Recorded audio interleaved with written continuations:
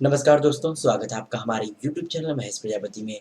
इस वीडियो में हम जो 10th क्लास का मराठी सब्जेक्ट है, उसका हम उपयोजित लेखन देखने वाले हैं, जिसको हम राइटिंग स्किल कहते हैं। राइटिंग स्किल में हम क्या-क्या देखने वाले हैं, पत्र लेखन, सारांश लेखन, जाहिरात लेखन, बातमी लेखन, कथा लेखन और लास्ट हमारा आता है निबंध लेखन। ये सब पूरा डीपली समझने वाले हैं, देखने वाले हैं। और यदि हमारे चैनल पे आप नए हैं, तो हमारे चैनल को सब्सक्राइब कर लीजिए और साइड में दी गई बेल बटन जरूर दबाइए, जिससे कि आने वाले एजुकेशनल, मोटिवेशनल और एजुकेशनल टिप्स की वीडियो लगातार आपको मिलती रहे। तो चलिए स्टार्ट करते हैं आज की वीडियो।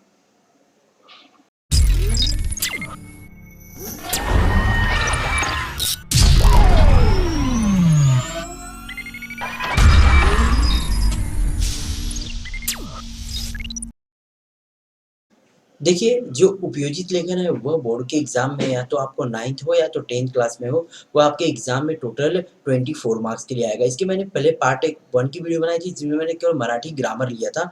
जो पार्ट 1 होगी, जिसका लिंक आपको डिस्क्रिप्शन मिल जाएगा, तो आप जाके मराठी ग्रामर भी देख लीजिएगा। मराठी ग्रामर टोटल 16 मार्क्स के लिए आएगा, मतलब 16 मार्क्स का ग्रामर आएगा और 24 मार्क्स का आपका उपयोजित लेखन राइटिंग स्किल आएगा। और राइटिंग स्किल में अब क्या-क्या शामिल होने वाले हैं, उसको एकदम अच्छे से बारीकी से समझने की कोशिश करिए। उपयोजित लेखन आपका अगर 24 मार्क्स का है, तो आप कम से कम 20 मार्क्स तो इसमें हासिल कर ही सकते हैं। नहीं 20 होगा तो भी आप मेहनत करके देखिए 15 के क्रॉस करने की कोशिश ज़रूर करिएगा, क्योंकि ये राइटिंग इसके लिए सबसे ज़्यादा मार्क्स मतलब 24 मार्क्स के लिए आता है। और जो भी पैराग्राफ वगैरह आता है, वह सब बहुत ही कम-कम मार्क्स लिए हैं। कोई पैराग्राफ 5 मार्क्स, कोई पैराग्राफ 8 मार्क्स, इस तरह ही होता है, इससे ज़्यादा नहीं है। तो यहाँ पे देखिए, सबसे पहले उपयोजित लेखन में होगा क्या? उपयोजित लेखन को इन्होंने 3 पार्ट में 3 भाग में डिवाइड किया है। पहला हमारा विभाग ए है, जिसको बोलेंगे, दूसरा आ, तीसरा ई। मतलब इन्होंने 3 पार्ट में पूरा उपयोजित लेखन को डिवाइड किया है। उसके बाद अब विभाग की बात करते हैं, तो उसमें क्या होगा, एकूण गुण 6, मतलब टोटल आपको 6 मार्क्स मिलने वाले हैं। अब 6 में से क्या करना है आपको, पत्र लेखन करना है या उसके ऑप्शन में है, और आप क्या कर सकते हो, सारांश लेखन। अब देखिए, बच्चों को पत्र लेखन मराठी का थोड़ा-सा डाउट लगता है, बट मैं यहाँ पे 2-3 आपको पत्र लेखन समझा भी दूँगा।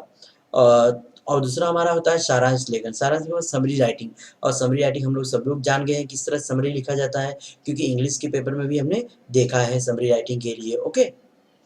तो अब हम देखने वाले हैं नेक्स्ट विभाग आ। जो विभाग आ हमारा है, ये वाला, इसमें हमारा टोटल कितना है, 10 मार्क्स का रहेगा। और 10 मार्क्स में से इसमें क्या दिया रहेगा, टोटल 3 कृति रहेंगी। 3 में से केवल आपको 2 ही करना है। पहला दिया रहेगा जाहिरात लेखन, दूसरा होगा बातमी लेखन, तीसरा होगा कथा लेखन। इसमें से 2 ही आपको करना है। प्रत्येक के लिए आपको कितना-कितना मार्क्स रहेगा, 5-5 मार्क्स रहेंगे। अब देखते हैं विभाग ई। जो विभाग ई हमारा है, उसमें क्या है, टोटल 3 निबंध रहेंगे, प्रसंग लेखन, आत्मकथन, वैचारिक लेखन। इन तीनों निबंध में से किसी एक निबंध के ऊपर आपको किसी एक टॉपिक के ऊपर निबंध लिखना रहेगा, जो कि टोटल 8 मार्क्स के लिए होगा। इस तरह मिला के 6 मार्क्स, 10 मार्क्स और 8 मार्क्स, टोटल आपका कितना हो गया, 24 मार्क्स। तो चलिए वन बाय वन करके हम सब विभाग आ और ई देखते हैं।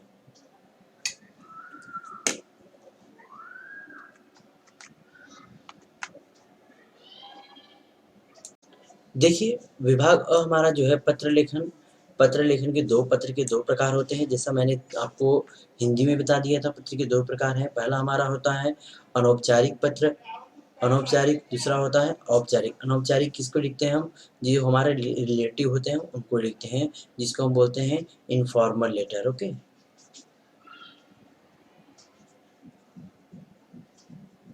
और दूसरा हमारा होता है औपचारिक पत्र, जिसको हम बोलते हैं फॉर्मल लेटर। ओके? आप कंफ्यूज नहीं होना है। अनौपचारिक मीन्स क्या होता है, जो हमारे रिलेटिव वाले को, रिलेशन वाले को लिखते हैं, उसको लिखा जाता है। और दूसरा हमारा कौन सा है, औपचारिक पत्र, जो हमारे जान पहचान वाले नहीं होते हैं, उनको लिखते हैं। और औपचारिक पत्र में 2 तरह के पत्र आएँगे आपको एग्ज़ाम में। एक होता है माँगनी पत्र आ सकता है, और एक विनंती पत्र आ सकता है। और यह क्वेश्चन नंबर 5 ए का में इंक्लूड किया जाएगा। अब इसमें आपको क्या-क्या बातें ध्यान देना है, एक एग्ज़ाम्पल के माध्यम से हम लोग समझ जाते हैं किस तरह पत्र हमें लिखना है। देखिए, यहाँ पे यहाँ फॉर्मेट दिया गया है, पहले हम फॉर्मेट देख लेते हैं। देखिए, यहाँ पे सबसे पहले हमें लेफ्ट साइड में सब कुछ लेफ्ट में लिखना है, कहीं भी जगह नहीं छोड़नी है। लेफ्ट में सबसे पहले अपने दिनांक दिनांक लिखना है, उसके बाद सामने वाले का एड्रेस, यह सामने वाले का एड्रेस हो जाएगा यहाँ पे, रिसीवर का एड्रेस, उसके बाद विषय और उसके बाद उसको सैल्यूटेशन लिखते हैं जो हम लोग लिखते हैं महोदय। फिर उसके बाद जो मेन बॉडी रहेगी ये हमारी मेन बॉडी लेटर की ये मेन बॉडी रहेगी और उसके बाद लास्ट में लिख दिया आपला या तो आपली, विश्वासु, कृपा विलासु जो लिखते हैं ना हिंदी में, सेम उसी तरह लिख सकते हैं। जैसे हिंदी में लिखते हैं भवदी भवदिया वो लिखते हैं, फिर बाद में आपका यहाँ पे लास्ट में पता रहेगा, आपका यहाँ पे एड्रेस रहेगा और एड्रेस में साथ में आपको ईमेल आईडी भी लिखना ज़रूरी है। ओके, ईमेल आईडी आप कुछ भी लिख सकते हैं, abc@gmail.com कुछ भी लिखिए, लेकिन लिखना ज़रूरी है। यहाँ क्या है, फॉर्मेट है, फॉर्मेट इसी तरह होना चाहिए, फॉर्मेट में कुछ भी चेंजेस नहीं करना है। अब देखिए, अब जो अनौपचारिक पत्र लिखते हैं, औपचारिक पत्र लिखते हैं, इसमें कुछ बातें हैं जो कि आपको भूलना नहीं है। पहले ध्यान देना है कि दोनों कोई भी पत्र आप लिखते हैं उसमें आपको दिनांक लिखना ही है, हाँ, दिनांक लिखना ही है। अब हम अनौपचारिक के पत्र के बारे में थोड़ा देख लेते हैं। ज्या व्यक्तीला पत्र लिहायचे तिचा उल्लेख नाट्यप्रमाणे आदरपूर्वक करावे। मतलब किसको हम अगर लिख रहे हैं उसका हमें आदर से क्या करने का, पहले जैसे नमस्कार बोलते हैं ना, तो इसी तरह हमें नमस्कार वगैरह करना ज़रूरी है। आणि पत्राचा विषय लिहिण्याची आवश्यकता नहीं। जो अनौपचारिक पत्र लिखते हैं हम पेरेंट या अपने पेरेंट्स को लिखते हैं या रिलेटिव्स को लिखते हैं, तो इसमें आपको पत्र का जो विषय है वो लिखने की ज़रूरत नहीं है। आणि पत्रातून भावना प्रभावीपणे व्यक्त व्हाव्यात। मतलब आप अपनी भावनाओं को आप पत्र के माध्यम से व्यक्त कर सकते हैं। पत्रातून नात्यातील आपुलकी, जिव्हाळा प्रतीत होईल असे लेखन करावे और पत्र में आप ऐसा लिखिए कि जैसा वो आपका अपनापन महसूस हो रहा हो, यह लिख सकते हैं। यह क्या है, अनौपचारिक पत्र की कुछ विशेषताएँ हैं और मैंने दोनों बोल दिया है, दोनों में आपको दिनांक नहीं बोलना है। अब बात करते हैं औपचारिक पत्र जिसको हमें लिखना है। मैं कभी भी आपको अनौपचारिक पत्र लिखने के लिए नहीं कहता हूँ, औपचारिक पत्र इसलिए लिखने कहता हूँ कि औपचारिक पत्र का फॉर्मेट बहुत ही अच्छा है। उसमें क्या होता है, थोड़ा-थोड़ा हर जगह मार्क्स डिवाइड रहता है। पूरा लेटर पे मार्क्स डिवाइड रहता है, तो मार्क्स क्या कहते हैं, आपको पूरा मार्क्स नहीं, तो जहाँ-जहाँ जैसा फॉर्मेट जितना अच्छा रहेगा, आप जितना अच्छा लिखे उतना तो मार्क्स मिल सकता है। चलिए, तो यहाँ पे सबसे पहली बात है प्रति। प्रति आपको लिखना ज़रूरी है और प्रति के बाद उस व्यक्ति का संपूर्ण नाम और साथ-साथ में उसका हुद्दा मतलब कौन-सी पोस्ट पे है और उसका संपूर्ण पता। इसमें 3 चीज़ लिखना है। क्या लिखना है? सबसे पहले आपको प्रति लिखना है, उसके बाद संपूर्ण नाम, जो व्यक्ति के बारे में लिख रहे हैं उसका संपूर्ण नाम, उसकी पोस्ट लिखनी है। हुद्दा मीन्स उसकी पोस्ट और सामने वाले का एड्रेस। ये 4 बातों को ध्यान देना है। कब? जब हम फॉर्मल लेटर या औपचारिक पत्र लिखते हैं तब। विषय लिखना बहुत ही ज़रूरी है। यह विषय बिना विषय का कोई भी औपचारिक पत्र मान्य नहीं रहता है। तो विषय असा शब्द लिहून त्यापुढे मोजक्या शब्दात पत्रात हाँ, थोड़े से शब्दों में आपको करना है। विषय का जो टॉपिक है, जो मेन टॉपिक है पत्र लिखने का, क्या रीज़न है वह ज़रूर लिखिए। ओके?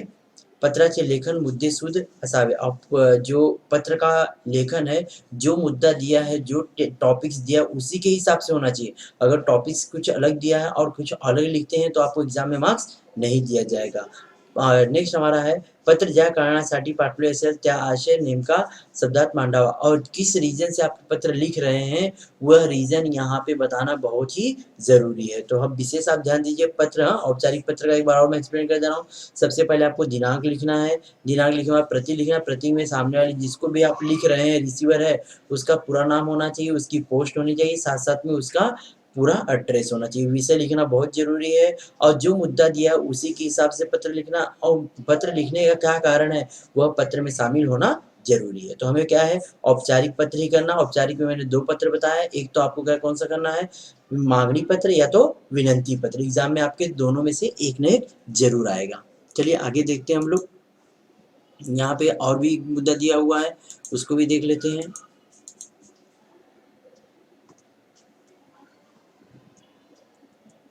चलिए, इस आप जो अनौपचारिक पत्र लिखते हैं उस व्यक्ति की उसका हालचाल पूछ सकते हैं, उसकी हालचाल लेना ज़रूरी है। पत्रात पालहाड फाट फाफट सारा फाफट पसारणारा पसारा नवासा भाषा आदरयुक्त असावी पण सलगजीची नसावी। पत्रात पल्हाड़ मतलब पल्हाड़ जो हमारा जो पत्र है, यह ऐसा रहेगा चलेगा, लेकिन इसमें क्या है ना, इसमें कोई रिलेशन नहीं पता चलना चाहिए।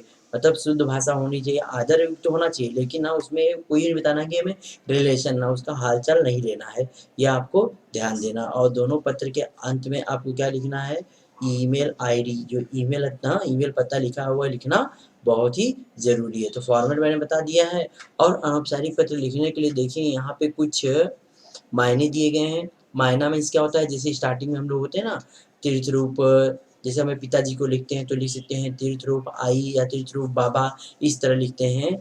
तो वह मायना उसको बोलते हैं, मराठी में उसको मायना किया जाता है।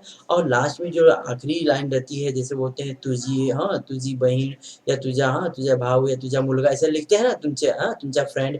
इस तरह जो शेवट का मायना मीन्स जो स्टार्टिंग में हम हेलो हाय नमस्कार करते हैं, सेलिब्रेशन रहता है, उसको बोलते हैं।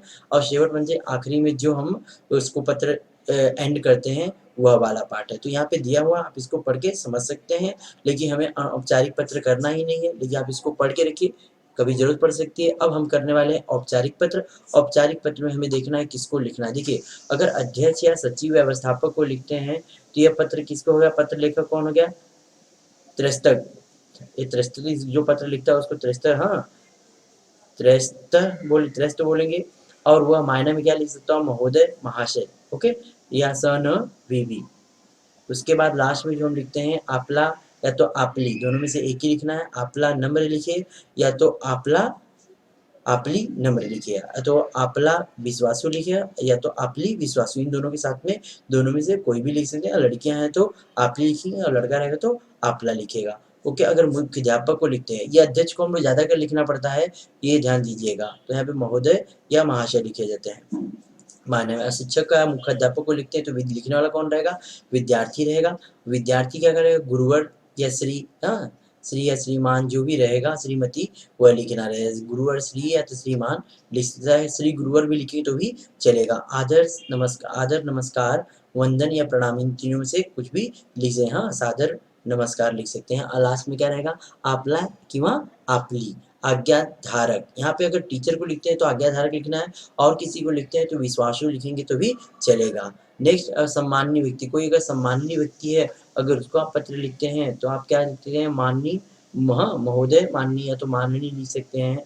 इस तरह लिखते हैं सन विधि, साष्टांग नमस्कार, ऐसे लिखा जाता है। और ये लास्ट में लिखेंगे आपला नम्र या तो आपला विश्वासु भी आप लिख सकते हैं। तो ये हमें औपचारिक पत्र है, उसका मायना है, और उसकी जो आखिरी लाइन है वह ध्यान रखना है। इन दोनों लाइन के भी हिसाब से आपका फॉर्मेट डिपेंड रहता है। अब यहाँ पे देखिए एक एग्जांपल दिया है, जैसे झाडे लावा झाडे जगवा दिनांक 5 जून हिरवाई ट्रस्ट तळेगाव दाभाडे जागतिक पर्यावरण दिनानिमित्त रोपांचे मोफत वाटप, संपर्क हिरवाई ट्रस्ट बालोद्यान मार्ग तड़ेगांव दाभाडे।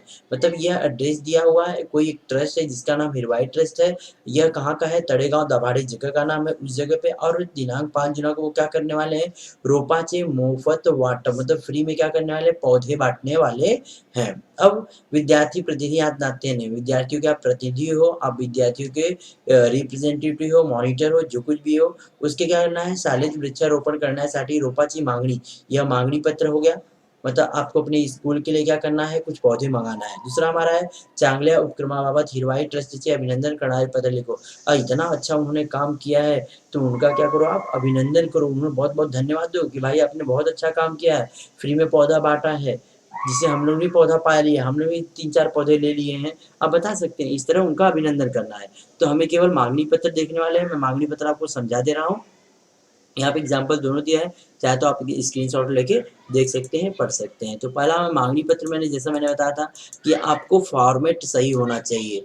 अगर फॉर्मेट आपका अच्छा रहा तो अच्छा है। तो मांगनी पत्र में आप हेडिंग नहीं डालने की जरूरत है, यहाँ पे हेडिंग डाली गई आपको समझाने के लिए। सबसे पहले हमें सब कुछ कहाँ लिखना है? लेफ्ट में लिखना है। सबसे पहले दिनांक लिखना है, फिर एक लाइन छोड़नी है। एक लाइन छोड़ने के बाद यहाँ पे प्रति किसको लिखना है? माननीय संचालक, जो हिरवाई ट्रस्ट का संचालक है उसको लिखना है। उसका एड्रेस दिया है हिरवाई ट्रस्ट बालोद्यान मार्ग तड़ेगांव दाभाडे, ये सामने वाले का ये एड्रेस हो गया, ओके।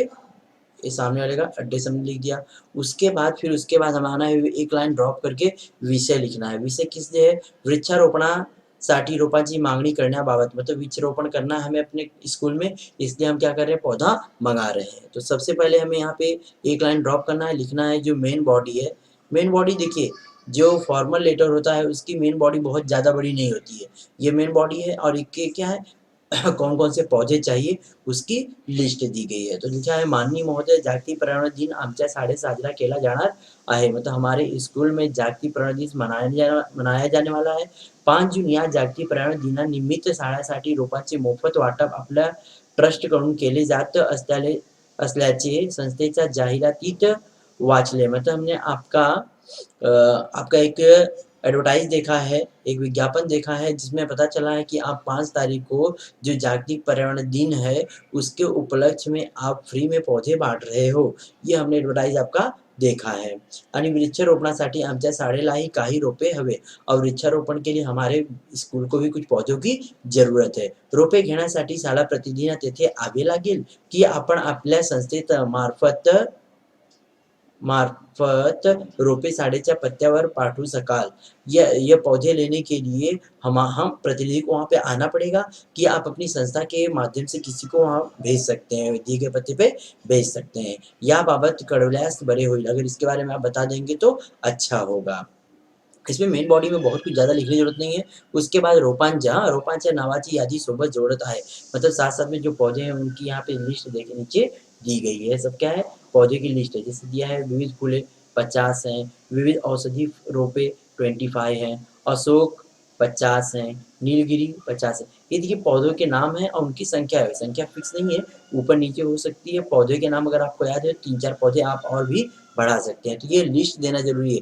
अब देखिए ये मांगनी पत्र कौन-कौन सा और आ सकता है। मांगनी पत्र में इसी तरह औषधि के ऊपर आ सकता है। औषधि माँगना है, हाँ, औषधि किसी चीज़ की दवाई मँगाने के लिए आ सकता है, या तो जो बैडमिंटन, हाँ, जो बैट बॉल खेलते हैं, बैट बॉल का सामान मँगा सकते हैं। क्रिकेट खेलने के सारे खिलौने जो होती है उसके जो सामान होते हैं वह मँगा सकते हैं, या तो पुस्तक मँगा सकते हैं। 3-4 तरीके बता दिए मैंने। यहाँ पे तो पौधा मँगाना है, दूसरा आपको पुस्तक मँगाने के लिए आ सकता है, तीसरा आपको औषधि मँगाने के लिए हो सकता है, और चौथा आपको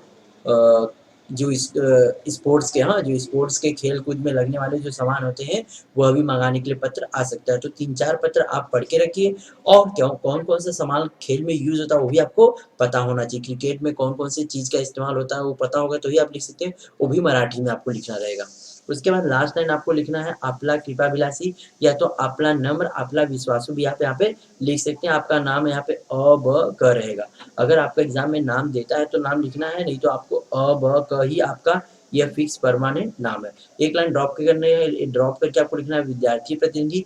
आपके स्कूल का नाम दिए नहीं दिया, कुछ भी लिख सकते हैं, लेकिन आपका स्कूल भी तड़ेगाँव दाभाड़े में ही होना चाहिए, उसी क्षेत्र में होना चाहिए। अगर आप मुंबई लिखते हैं तो यहाँ भी आपको मुंबई, लेकिन वहाँ पे एड्रेस उनका कहाँ था? तड़ेगाँव दाभाड़े था, तो ये भी क्या होगा? तड़ेगाँव दाभाड़े का ही एड्रेस होना चाहिए, और लास्ट में ईमेल आईडी कंपल्सरी। तो ये मैंने यहाँ पे फॉर्मेट बता दिया, एक बार फिर से देख लीजिए। फॉर्मेट ऐसा ही होना चाहिए, मांगनी पत्र का या विनंती पत्र का फॉर्मेट इसी तरह होना चाहिए। ओके, एक और पत्र है, अभिनंदन पत्र मैं नहीं रीड करके बताऊँगा, बट आपको समझा दे रहा हूँ कैसे लिखना है। सबसे पहले हमें क्या लिखना है? लेफ्ट साइड में सब पहले दिनांक लिखना है, फिर सामने वाले का एड्रेस लिखना है, उसका एड्रेस 4-5 लाइन में आ जाएगा। उसके बाद माननीय महोदय न वी, साष्टांग नमस्कार वी, आगे वी मुझे नहीं याद आ रहा है, चलेगा। तो यहाँ पे आप ये देखिए पूरा लिखा गया है। ओके, तो ये पूरा फॉर्मेट देखिए, आप देखना चाहे पढ़ना चाहे तो पढ़ सकते हैं। यह पत्र की मेन बॉडी देखिए यहाँ पे बहुत बड़ी हो गई है, और वहाँ पे पौधे मंगाना था तो आप डायरेक्टली लिख सकते हैं, खालील जिल्हे यादी क्रमानुसार आमच्या, हाँ, जिल्हे पत्त्यावर खाली दिले पत्त्यावर पर्यावरण क्या बोलते हैं, पौधे, हाँ, झाड़ियाँ पाठवायचा कष्ट करा, ऐसे भी लिख सकते हैं, बट आप लिखिए ज़रूर। मैं तो यही कहता हूँ एग्ज़ाम में आप लिखेंगे तो ही मार्क्स मिलेगा, नहीं लिखेंगे तो कोई ब्लैंक पेज पे मार्क्स देने वाला नहीं है।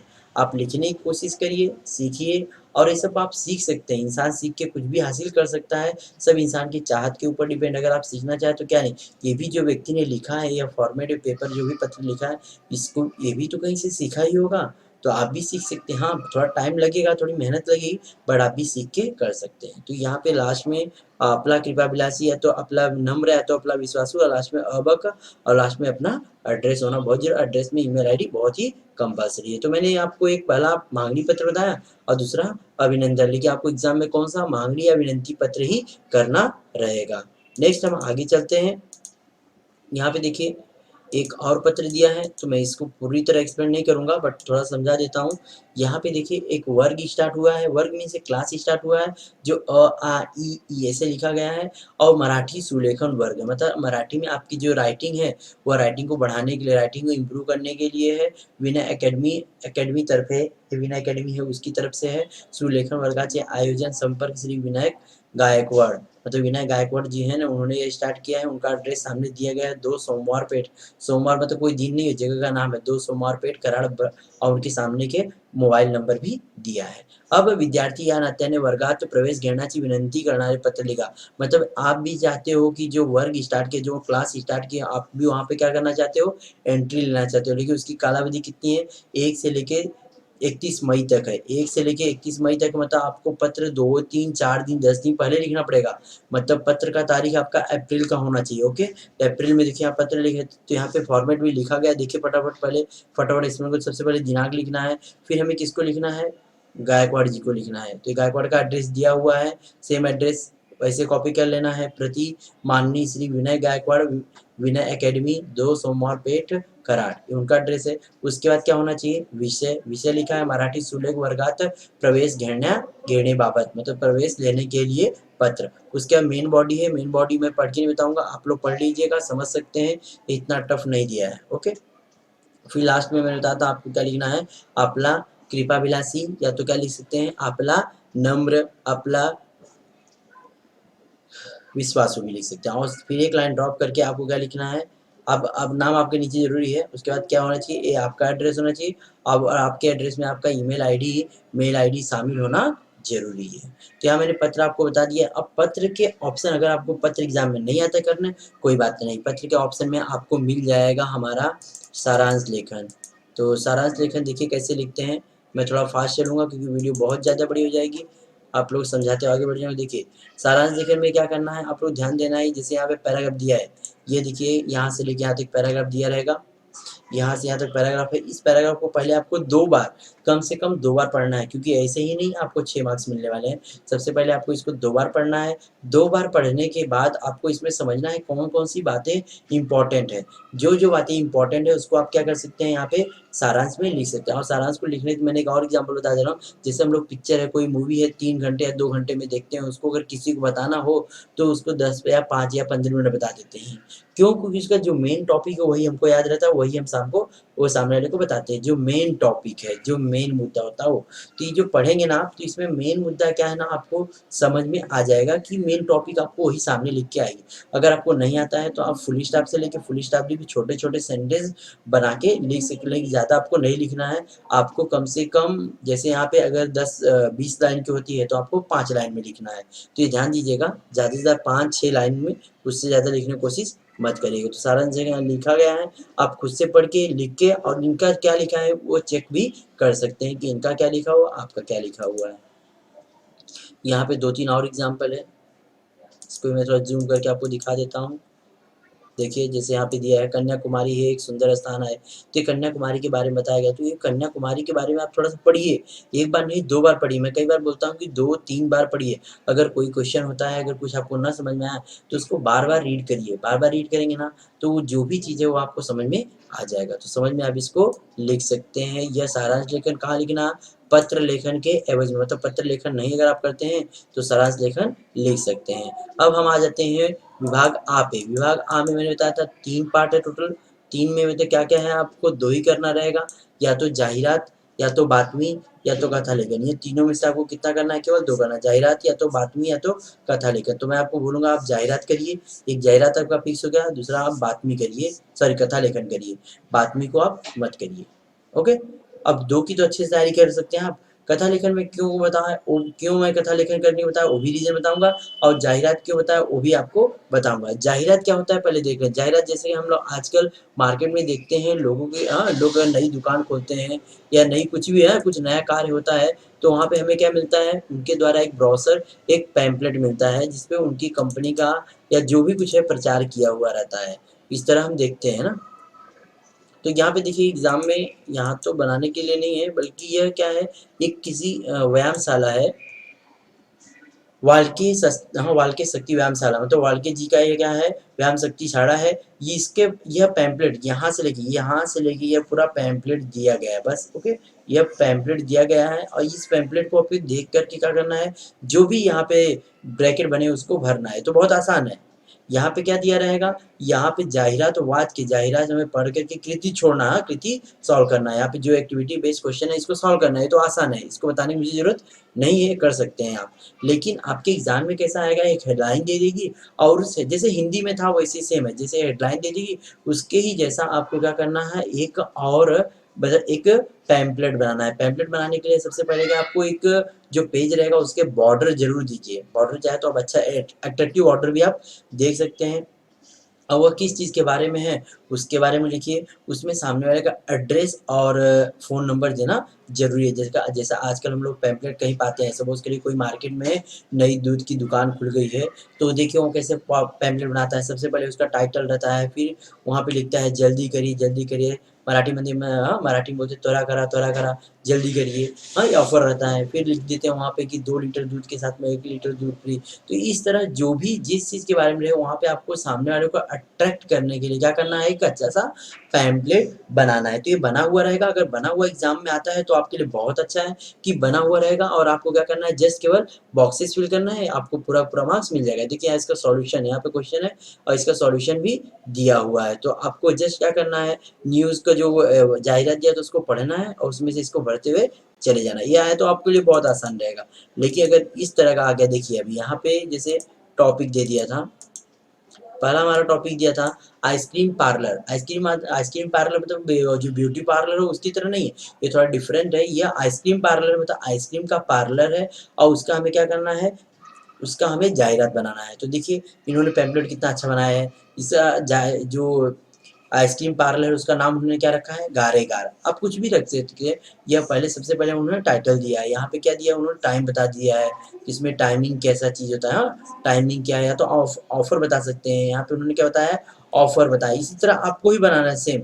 और यहाँ पे क्या दिया है, उनका एड्रेस दिया है, एड्रेस और फ़ोन नंबर देना बहुत ही ज़रूरी है। साथ में आप यहाँ पे ईमेल आईडी, हाँ भ्रमण दूरध्वनि या तो भ्रमण ध्वनि, कुछ भी यहाँ पे मोबाइल नंबर भी आप दे सकते हैं। मोबाइल नंबर आपको कुछ भी देना, किसी का नंबर नहीं देना। अब उनकी क्या-क्या ख़ासियत हो, और यहाँ पे देखिए कभी भी ना कोशिश करिए, जो भी आप कंपनी का है कुछ भी बनाते हैं तो एक स्लोगन ज़रूर दीजिए। स्लोगन कितना अच्छा लिखा है, "उन्हाची काही सहन होईना, मग गारेगार आइसक्रीम चखाना।" मतलब कि जो इतनी गर्मी अगर आपको सहन नहीं होती तो उसके लिए क्या करो, गारेगार आइसक्रीम चखो। इस तरह क्या उनका एक स्लोगन दिया है, स्लोगन बहुत ही अच्छा रहता है। स्लोगन आप भी दे सकते हैं। उसके बाद उनकी क्या-क्या विशेषताएँ हैं, वह यहाँ पे दिया है पूरा, ओके। तो आप इस तरह बना सकते हैं, खुद से आप बनाने की कोशिश करिए, ये कोई बहुत बड़ा टफ नहीं आता, आप खुद से कोशिश कर सकते हैं। यहाँ पे आइसक्रीम पार्लर के हो सकता है, इसी तरह आपको बुक की कोई शॉप होगी, बुक की शॉप के लिए भी कभी-कभी एग्ज़ाम में आ जाता है। यहाँ देखिए दूसरा हमारा दे दिया है प्रवासी, प्रवासी बैग के बारे में लिखना है, लेकिन बैग की विशेषताएँ भी उन्होंने दे दिया है, मजबूत है, सुंदर रंग है, ग्राहक समाधान। अब ग्राहक को सैटिस्फैक्शन मिल जाएगा, ये भी दिया। देखिए यहाँ कितना अच्छा बनाया इन्होंने, प्रवासी बैग। चाहते हो तो आप इसका कुछ नाम देना चाहें, नाम भी दे सकते हैं। ऐसा नाम देना है कि जो इस कंपनी, जैसे कोई हमारी मार्केट में कंपनियाँ उनके जैसा नहीं देना, कुछ भी नाम दीजिए, लेकिन वो मार्केट में ना हो, ना आपका नाम इसमें शामिल हो। यहाँ पे देखिए इन्होंने स्टार बना के यहाँ पे क्या बना दिया, ऑफ़र दे दिया है, मैंने जैसे बताया था, ऑफ़र देना ज़रूरी है। फिर यहाँ पे एड्रेस देना ज़रूरी है। कुछ बातें ऐसी हैं ना जो सब में क्या करना है, कॉमन है। एड्रेस हो गया, यहाँ पे कॉन्टैक्ट नंबर हो गया, मैं बोला था कॉन्टैक्ट नंबर हो गया, और यहाँ पे उसकी क्या हो गई, ये सब विशेषताएँ। और यहाँ पे टाइम देखिए, यहाँ पे दिया, टाइम देना बहुत ज़रूरी है। 3-4 चीज़ दिख रहा है आपको, सब कॉमन है। मतलब क्या चीज़, एक ऑफ़र तो देना ज़रूरी है, टाइम देना ज़रूरी है, कब का टाइम है, एड्रेस देना ज़रूरी है। उसके बाद सामने वाले का पता, जो कॉन्टैक्ट नंबर, वो देना ज़रूरी है। और यहाँ पे क्या-क्या उसकी विशेषताएँ हैं, क्या-क्या उसकी प्रॉपर्टीज़, क्या-क्या उसकी ख़ासियत है, वह देना ज़रूरी है। और साथ-साथ में वहाँ पे एक क्या देना आपको, स्लोगन देना ज़रूरी है। क्या है हमारा, स्लोगन है, ओके। ये हमारा स्लोगन है। तो इस तरह आप भी क्या है, पैम्पलेट बना सकते हैं। इस तरह की पैम्पलेट आप खुद से ट्राई करिए, कोई किसी कॉपी करके नहीं। देखिए आप मार्केट में देखे ही होंगे, मैं बार-बार यही कह रहा हूँ, मार्केट में जब भी कोई शॉप या कभी कुछ भी नया काम स्टार्ट होता है तो उसका हमें क्या दिखता है, मार्केट में पैम्पलेट दिखता है। उसी पैम्पलेट के जैसा ही आपको पैम्पलेट बनाना, और पैम्पलेट का बॉर्डर आप पेन या पेंसिल किसी से भी बना सकते हैं, पेन से ही बनाइए, अच्छा बनेगा। नेक्स्ट, अब ये जाहिरात आप कर सकते हैं, तो बातमी हमें देखने की जरूरत नहीं है, लेकिन बातमी में थोड़ा सा एक्सप्लेन कर जाऊँ। बातमी कैसा होता है, जैसे कि कहीं पे कोई कार्यक्रम हुआ हो, कहीं पे कोई कार्यक्रम हुआ उसका हमें क्या रिपोर्ट राइटिंग जैसे बोलते हैं, इसको बोलते हैं रिपोर्ट राइटिंग समझिए। कोई कार्यक्रम हुआ है, रिपोर्ट उसका लिखना। और बातमी हमेशा क्या होता है, पास्ट में लिखना आता है, या प्रेजेंट या फ्यूचर में नहीं लिखना है। और इसमें कुछ बातों का आपको शामिल करना बहुत ही जरूरी है, जैसे कि कौन सी हाँ घटना कब हुई है, मतलब उसकी स्थिति बताना है, उसमें डेट बताना ज़रूरी है। पता चला आपको, कब हुई है ये बताना ज़रूरी है, डेट लिखना ज़रूरी है, और सारी घटनाएँ पास्ट में लिखना ज़रूरी है। तो यहाँ पे 2-3 दिया हुआ है, मैं यह नहीं करने के लिए आपको बोल रहा हूँ, इसकी वजह से हम इसको छोड़ कर के आगे बढ़ेंगे। हम लोग आ जाएँगे सीधा कथा लेखन। देखिए यहाँ पे भी दिया है, ये विषय है, और यहाँ से लेके यहाँ तक पूरा क्या दिया है, उसमें बाद में उन्होंने लिखा है, सब उन्होंने पास्ट में लिखा है, सब आपको पास्ट में ही लिखना है। ओके, अब हम आते हैं गोष्ठ लेखन या कहानी लेखन। पहले बताया मैं आपको जाहिरात करना है, जाहिरात में 5 मार्क्स आपको मिल जाएगा, और कथा लेखन में आपको 5-10 मार्क्स हो गया। क्वेश्चन 5 में क्या है, जाहिरात था, बातमी था, कथा। तो मैंने बता दिया आपको जाहिरात करना है, बातमी आपको नहीं करना, फिर क्या करना है, कथा लेखन।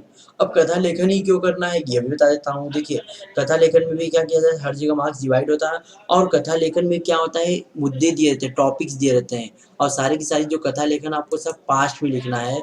तो आप आसानी से लिख सकते हो। कई ऐसी कहानियाँ हैं जो आपने पढ़ा है, वह भले हिंदी में हो, मराठी में हो, इंग्लिश में। कई ऐसी स्टोरी है जो आपने पढ़ा है, उससे आप क्या कर सकते हो, उसको डेवलप कर सकते हो। लेकिन जो बातमी होता है, बातमी कभी आपने ऐसा सुना ही नहीं होगा, ऐसी बातमी आ जाएगी मराठी में, कैसे लिखेंगे आप? उसको कैसे एक्सपांड कर पाएँगे? लेकिन आपकी कहानियाँ क्या है ना, आप ज़रूर कभी न कहीं न कहीं Hindi medium, English medium, Marathi medium, या तो कभी-कभी आपने उसका जो टीवी होता है, टीवी पे भी आपने ऐसी कहानियाँ देखा होगा। इस तरह की भी कहानियाँ आती हैं। तो यहाँ पे क्या है, कहानी में क्या दिया रहता है, मुद्दे दिया रहता है। मुद्दे के हिसाब से आप आसानी से कहानी को डेवलप कर सकते हो। कहानी में टाइटल देना बहुत ज़रूरी है, साथ-साथ में जिसमें आपने क्या सीखा, उसकी सीख क्या है, वह भी देना ज़रूरी है। घटना उसको बोलते हैं तात्पर्य। और शीर्षक के हाँ, शीर्षक को मैं बता दिया, और उसको कई पैराग्राफ में लिख सकते हैं, ज़रूरी नहीं कि पूरा का पूरा वो आपकी जो कहानी है, एक ही पैराग्राफ, कम से कम 5-6 पैराग्राफ आप आराम से लिख सकते हैं। और मुद्दों के हिसाब से पढ़ के कहानी आप बना सकते हैं कि मुद्दे किस दिए, मुद्दे जैसा दिया है, टॉपिक जैसा दिया है, वो टॉपिक के हिसाब से आपको चलना है। तो कहानी आप कर सकते हैं नहीं। अब कहानी आपको कहाँ से मिलेगी पढ़ने के लिए, तो आपको गूगल का सहारा लेना पड़ेगा।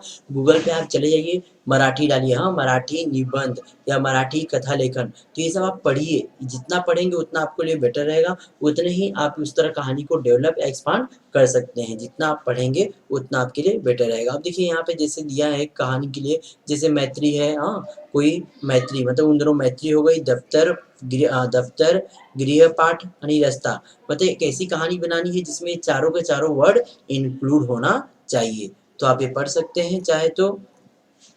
और उसी तरह देखिए यहाँ पे कहानी का ना पूरी अपूर्ण, ये कहानी का क्या है, आधा पार्ट दिया हुआ है। स्टार्टिंग पॉइंट दे दी गई है, और रिमेनिंग पॉइंट आपको भरना है, आगे का पार्ट आपको कंप्लीट करना है। ये इस तरह की भी कहानी आ सकती है। कहानी कई तरीके से पूछा जा सकता है।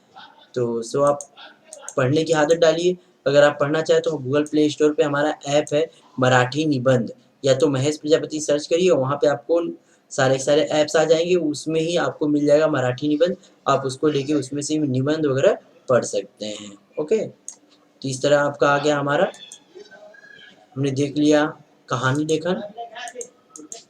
ओके, कहानी लेखन में आपको क्या-क्या मैंने बता दिया, सब कुछ कहानी पास्ट में होनी चाहिए। अगर आवश्यक, देखिए यहाँ पे कुछ बातें हैं जो कि आपको बहुत ध्यान देना है। जो भी मुद्दे दिए हुए उनको अच्छे से समझना है, मुद्दे के आधार पे ही कहानी लिखना है। आवश्यक के क्या, जहाँ आवश्यक हो वहाँ छोटी-छोटी बातें भी, जैसे 2 लोग बातें करते हैं, वह बातें भी आप लिख सकते हैं, और मुद्दे के अनुसार ही कहानी आगे बढ़नी चाहिए, आगे-पीछे नहीं हो जानी चाहिए। और इस कहानी का तात्पर्य निकलना, मतलब लास्ट में क्या आपने सीखा है वह निकलना बहुत ही ज़रूरी है। और साथ-साथ में मैंने बोला था शीर्षक देना बहुत ज़रूरी, कहानी को शीर्षक जो टाइटल होता है वो देना बहुत ही ज़रूरी होता है। तो यहाँ पे हमने 2 चीज़ करने वाले हैं, एक तो हम क्या करने वाले हैं, जाहिरात लेखन, और दूसरा हम क्या करने वाले हैं, निबंध सॉरी दूसरा हम कथा लेखन करने वाले हैं, कहानी लेखन करने वाले हैं। अब हम आ जाते हैं विभाग ई, लेखन कौशल जो कि राइटिंग स्किल में हो गया। अब इसमें हमें क्या है, 3 तरह की निबंध पूछी जाएगी। एक तो प्रसंग लेखन, मतलब कोई भी कहीं घटना हुई उसके बारे में लिखना है। आत्मलेखन, आत्मलेखन मतलब जो भी चीज़ के बारे में है वह खुद आपको बन जाना है और अपनी कहानी आपको लिखना है। तीसरा है वैचारिक निबंध, आपके विचार क्या है उसके बारे में वह लिखना है। तो तीनों में से कोई एक आपको एक ही करना रहेगा एग्ज़ाम में। अब इसके लिए भी आपको क्या करना पड़ेगा, स्टडी करना पड़ेगा, पढ़ाई करना पड़ेगा। बिना पढ़ाई किए आप ये कर नहीं पाएँगे।